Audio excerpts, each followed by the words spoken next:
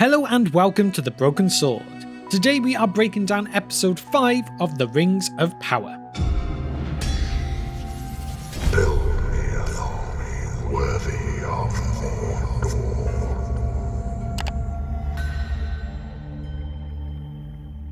So let's just jump straight into the episodes, and we start with the Harfoots. Here we see the stranger learning to talk again, and I did actually quite enjoy this little character moment for the two. It really built the bond between the stranger and Nori, and I feel like it is helping the stranger just start to understand and really become a bit more human again. Nori mentions the migration, and that's the route that they will take each year to survive. She says how they winter in the Old Forest. So does this mean the same old forest on the borders of Buckland by the Shire in the Third Age? The one that is right by the house of a certain Tom Bombadil, perhaps? Or maybe she means Mirkwood, as the Harfoots are said in the writings to have been located in the Vales of Anduin, and there is a road that goes through Mirkwood, also known as Greenwood in the Second Age, that is called Old Forest Road. Or there is technically one more option of it could be Fangorn Forest, but due to their location and the map that we do see in a moment, which I will come back to why I just don't believe it is, and I do believe it is most likely Greenwood. From this, Nori explains how they then, midsummer we make for Norfield Glen, and then head to the Grove, and this leads to the two talking about peril or to kill, which does really seem to affect the stranger here. He seems to understand the meaning of this, believing that he himself to be peril because of what he did to those fireflies. But Nori reassures him that he is good because he is there to help. Then, quick sticks, we get a bit of Nori's family having some fun family arguments before they kick off Poppy's family walking song. Within this song, we do actually get the line of, "Not all those who wander are lost." This is a great reference to a poem that Bilbo Baggins writes for Aragorn called The Riddle of Strider, and this is from when Aragorn first reveals his true identity to the Great Hobbit. A nice little nod, I thought. We now get to see the map of their journey from the Rovanian Hills to Weedbrook to Undercliffs, around to the Grey Marshes, along to Trout Bend, then Thistledale, and then back up to the Braids. From this, I feel it really does show that the Old Forest must be the southern parts of Mirkwood, as the river in the map is surely this section of the Anduin, meaning that this is the path that they take according to this Second Age map. Now though, with their journey we cut from the map to some epic Peter Jackson Lord of the Rings style walking shots cut in with the happy family moments. I may be a sucker, but epic scenery like this is always a win for me in Middle-earth. We also get the stranger staring at the stars as though he is still trying to find his path.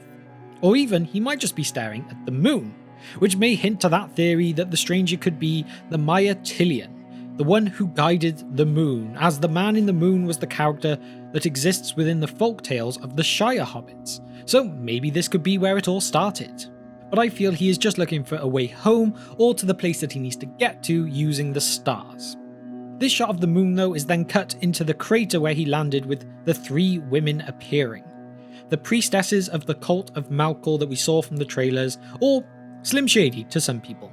You see one of the followers holding up a dish which does have similar markings on it to the constellation that Meteor Man was carving before, and then you see the main one holding a hand over the site where you see Harfoot footprints. I guess she's doing this to feel both the energy of the Meteor Man and to realise that this is definitely what they are looking for, and then to really see the footprints so they know what they are then going to track. But from here we now jump to the Southlands and Adar.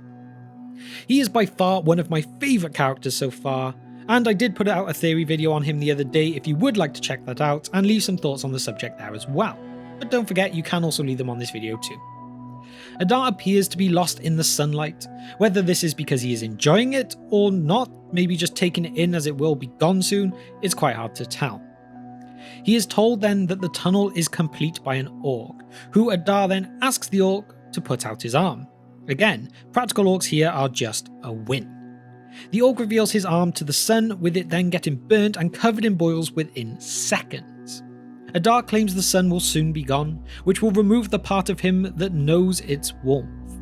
His plan sounds very similar to what Sauron did during the War of the Ring for his orcs, cover the sky in thick cloud that the sun cannot penetrate so that his orcs can move freely. Despite this, Adar does claim that he will miss it. Is this a moment of doubt? I think not, as now is the time to summon the legions. We now jump across to the Watchtower with Bronwyn and Arondir. Bronwyn delivers a speech of courage to the Southlanders after putting Adar's message to them. Whom among you will stand and fight? Waldreg, though, is very much not on this side. He splits the people. He claims that their ancestors lived before because they bowed to the greater evil, not because they fought against it. Their ancestors survived. The people are then split nearly in half, with half of them going with Waldreg to go and bow down to Adar, and the rest remaining in the Watchtower to fight. Waldreg does try and persuade Theo to go with him, and he almost looks like he is tempted to go for a moment, but he does remain in the Watchtower.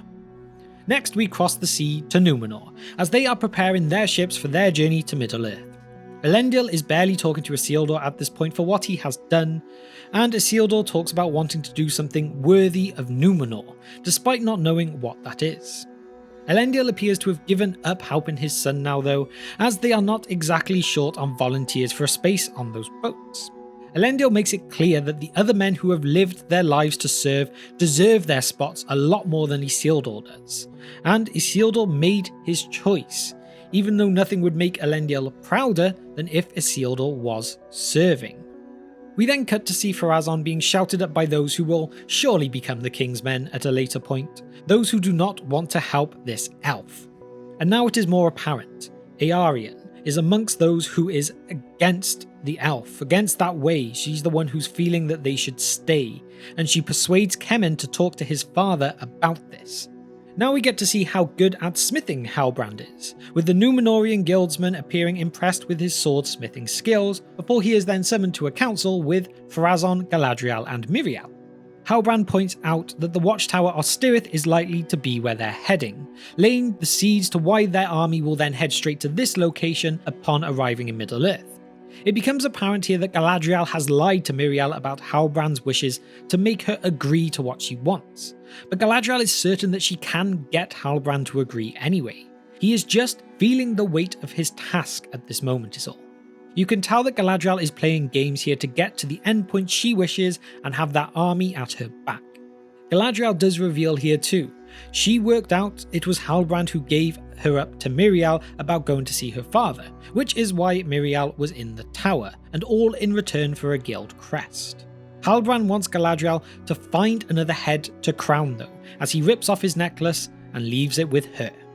From here though we jump back to the Harfoots with them revealing that it is not the usual way of travel, as Rockfoot Pass must be blocked in.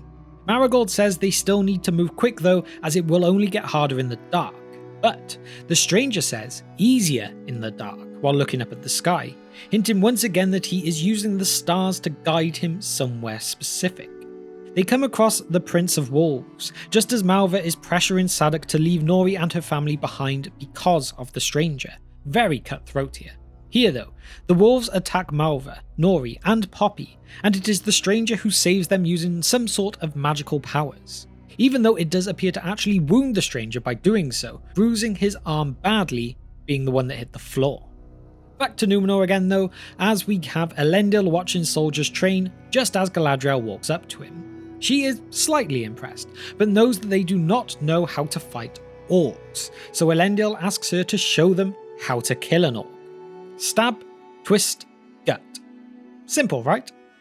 Galadriel challenges them all to be able to cut her flesh at all, to which Elendil motivates his men by offering the promotion to lieutenant for anyone who does so.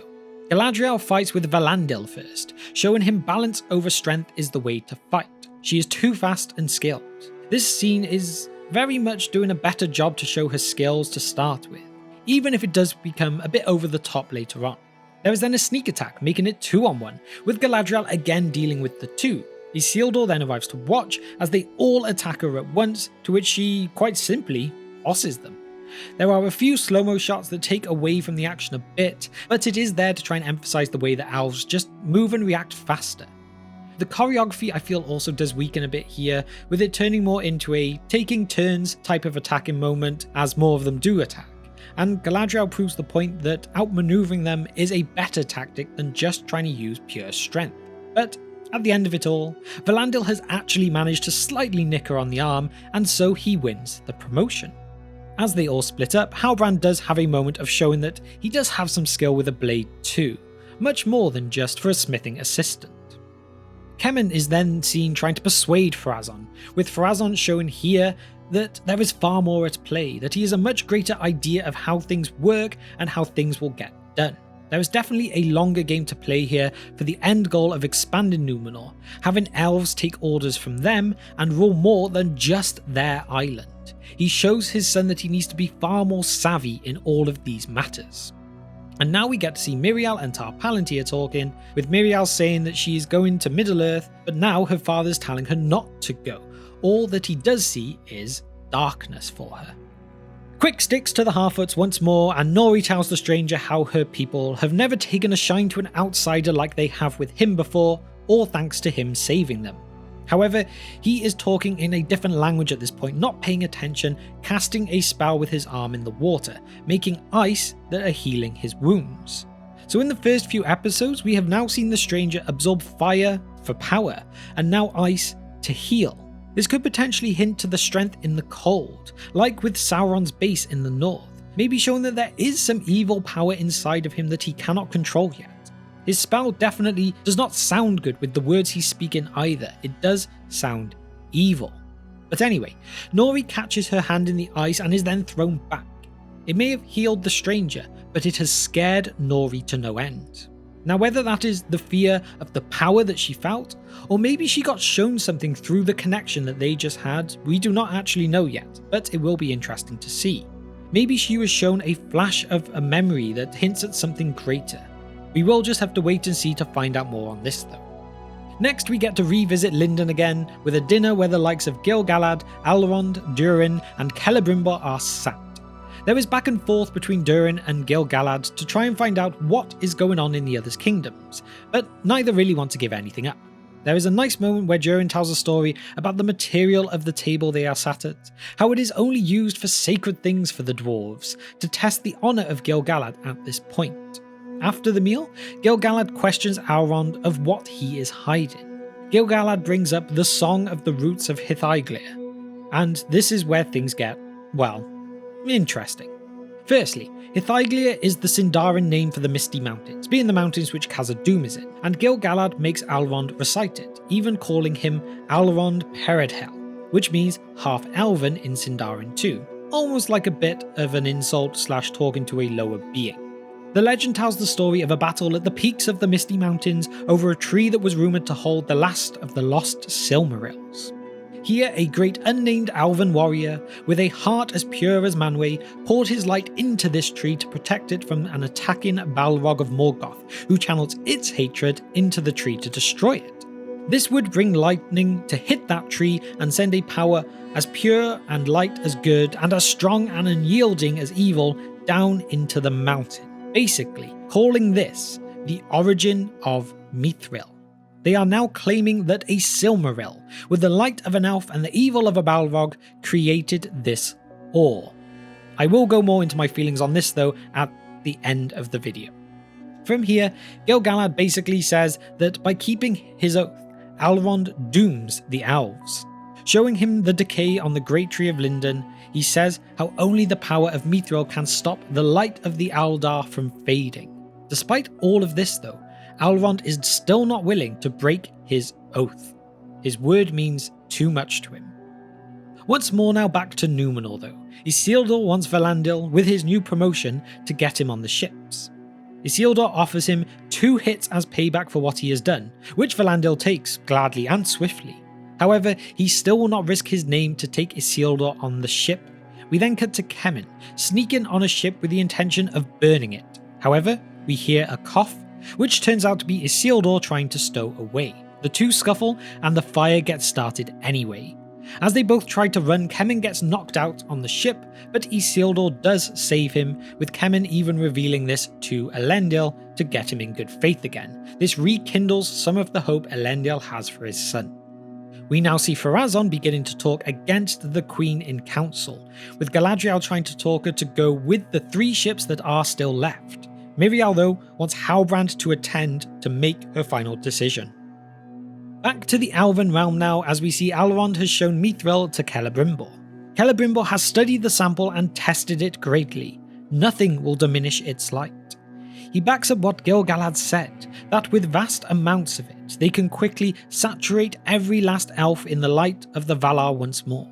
It is always said that those elves who saw the light of the two trees were far more powerful than those who hadn't, so it would very much seem appealing to them to do so. Elrond is completely torn to save their people if it really means breaking his oath. Celebrimbor then tells another story to Elrond of his father, saying how he was there when Eärendil set sail for Valinor, even calling Eärendil a mortal man, even though he was actually half elven as well. He says how Elrond's mother, Elwing, pleaded with him not to go, but he was the only one who could do it, saying how tough choices sometimes need to be made when they are the only one with the ability to do so. Back to Halbrand once again as Galadriel apologises for using him, perhaps finally showing some character growth at this point. Halbrand is obviously torn, saying how his people fought alongside Melkor, and even says, "You don't know what I did before I ended up on that raft," hinting as though he may have even been with Adar or the orcs at some point. It could be why he seems to know so much, perhaps even going where they are, but then maybe he had a change of heart and ran. This is then cut with the Southlanders who left the Watchtower arriving to Adar in the village and bowing to him. With this, Halbrand claims the way he survived would mean everyone would turn him away, with Galadriel's response being, "Sometimes to find the light, we must touch the darkness," revealing to him about her brother. Halbrand wants to know though why Galadriel really keeps fighting, with her answer of, "Because I cannot stop." She believed that she was exiled because her king and her best friend could no longer distinguish her from the evil she was trying to fight. This has finally given Galadriel some decent motive for the way her character has been. It's taken till episode 5, but we might finally be getting somewhere.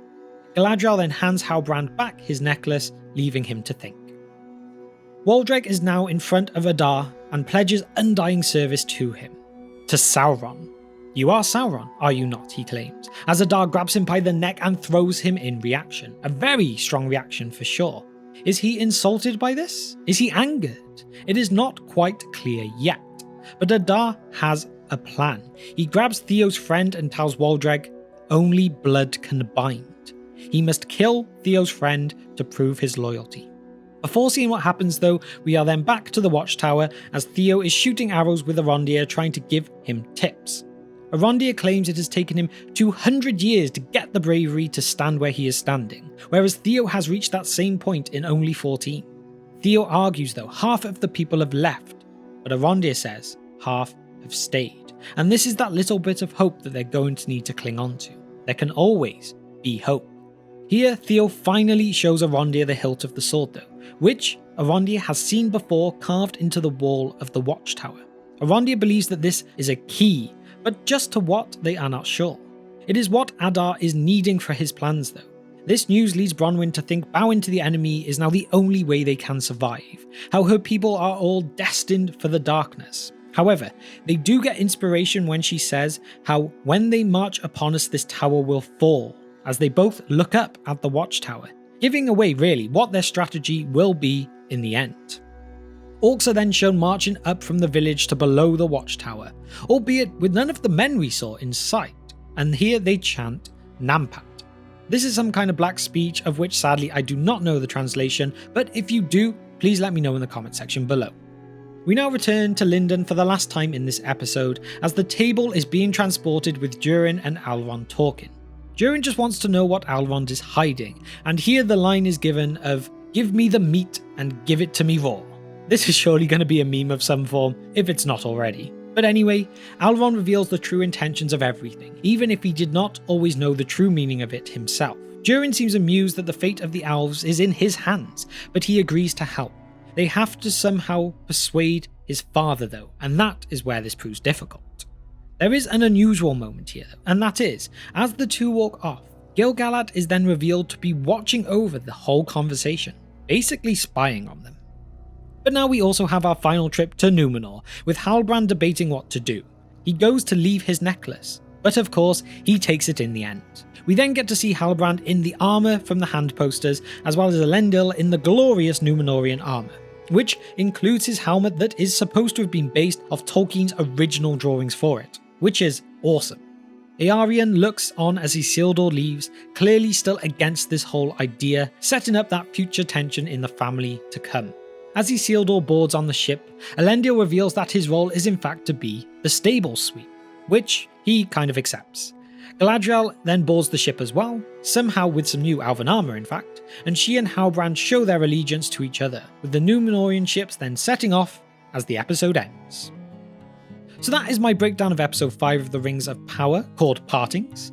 I feel like the show is starting to find its feet a bit now, and potentially it is starting to get stronger. There are still things that I am less than keen on though, like the bits really that involve Theo or Bronwyn. But at the same time, I do love Arondir and Adar, so it does kind of save that story for me too. The whole part with the sword hilt being a key is interesting, as it appears to be the face of what could be a Balrog in the carving. Is it possible there is a Balrog hiding deep down there? Or does this key unlock the power of a fallen Maya, turning Adar into that god that he wants to be? It will be interesting to see where they go with that. It is very clear that their plan will be to bring down the tower on the orcs as they approach the watchtower in their battle, but there is no chance it will be as simple as that to win. I'm curious to see how they handle a big siege situation in this show. I will admit, I am quite excited to see it. As for the Harfoot storyline, I may be one of the few who do not find them too irritating. However, I feel they are just a bit slow-paced. We've already seen the stranger use powers and having them travel, so I don't really feel we gained anything more from this episode about them. However, I will admit the epic walk-in shots over stunning scenery is always a Middle-earth win for me, so I can't say too many bad things about those moments. I just can't quite see how, at the end of the day, they're really going to impact the grander story with these Harfoots. The further we go, I'm just less and less clear on it, and I hope it doesn't ruin things in the end. But as for Numenor, we had a bit of a frustrating week here again. We had glimpses of some decent choreography with Galadriel and the soldiers, but as soon as there was more than just two of them, it felt a bit off again. One-on-one or even two-on-one situations, it seemed okay and really quite good, but when the numbers became greater than that, it seemed to fall apart a little. I also feel like we may now be going slightly in a better direction with Galadriel. She is starting to seem a bit smarter with the way she goes about things, not just being angry all the time.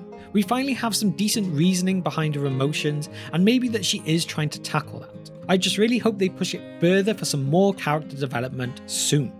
I was a big fan of the aesthetics of Numenor again though. I really liked their armour, the ships, and just generally everything that we see there. However, the fact it took a whole episode for them just to set off for Middle-earth was again frustrating. I was hoping they would have at least landed on Middle-earth by the end of it, not just be taken off. It's one of those things, it's not as slow as it has been in a way, but I would also not argue against that it needs to quicken up too. Then finally we have the most unsettling of the storylines within Linden. The whole idea of inventing a backstory for Mithril seems completely pointless and unnecessary if I am honest. I feel it takes away from the dwarves. They're supposed to be these great miners who at this point in Khazad-dûm, they're supposed to be at their peak. However, they no longer mined this ore that no one else could. Instead, it was basically placed there by an elf for them to find. It also leads me to the question of whether they will just remove the idea that Mithril can also be found on Numenor. Unless, there happens to be another elf-Balrog tree fight happen there too. I very much got on board that Disa was the first one to find Mithril. After all, there had to be one dwarf who was the first one to do it. But why the Silmaril backstory? Why make it that elves need this to even survive by next spring? It just does not make any sense to me, and I do not understand at this point why they have gone down this path. I get they are doing things to set up the need for the Elven Rings of Power, how they need those to then really bring their kingdoms to life again, but how they're trying to do it and make it all happen so quickly just seems to be really stretching things a bit too far.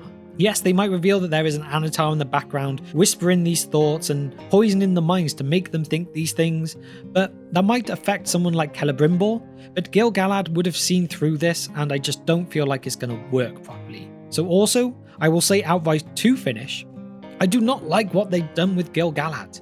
They've been so hit or miss with the already existing characters. The likes of Elendil and Elrond I think have been brilliant, I really am enjoying them. But somehow the likes of Gil-galad and Celebrimbor just seem so off the mark. It is so frustrating how they can do so well in certain areas and do so poorly in others, with realistically the same team doing it all. I just don't quite understand where it's gone wrong. But so, with that, I would probably average this episode out somewhere around a 7 out of 10. I feel going back through all of the episodes, they average out around this point really, and despite this one not blowing me away, I did very much enjoy it, and I still think it is setting up a much stronger finish to the season. But with that, please let me know all of your thoughts and opinions on this episode in the comment section below, and please add any little details that I may have missed too. And so, thank you for spending